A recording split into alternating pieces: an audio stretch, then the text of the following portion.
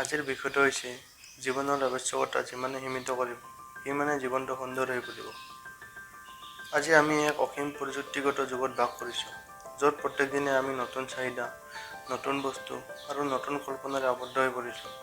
এই যুগত মানুহৰ আশা আকাংক্ষা বৃদ্ধি পাইছে, কিন্তু আনন্দ, শান্তি আৰু সন্তুষ্টি কমি গৈ আছে।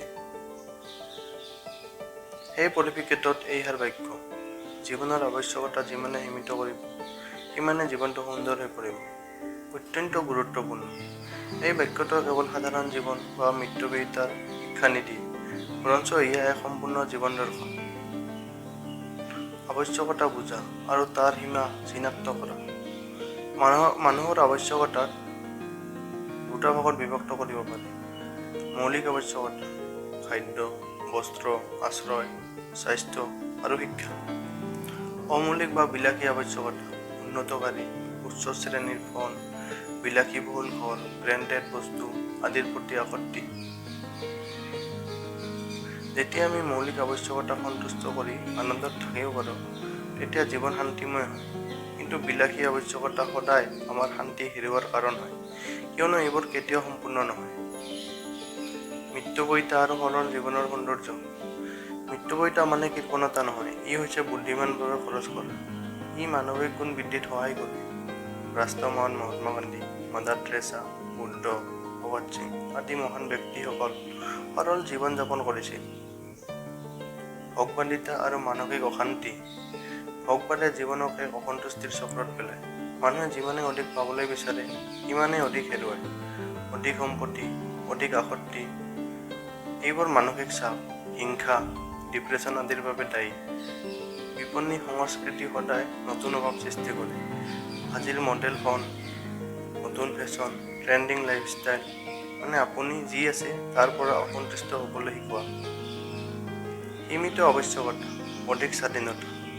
যেতিয়া আপোনাৰ আৱশ্যকতা কম, তেতিয়া আপোনাৰ ওপৰত কম প্ৰেছাৰ থাকে। আপুনি অধিক সময় নিজৰ বাবে, পৰিয়ালৰ বাবে, সৃষ্টিশীল কামৰ বাবে পাব।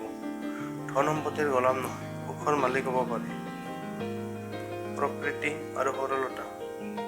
প্ৰকৃতি আমাৰ মহান শিক্ষক। গছ-গছনি, জলাশয়, নদী, পৰ্বত কেতিয়াও অধিক দাবী নকৰে।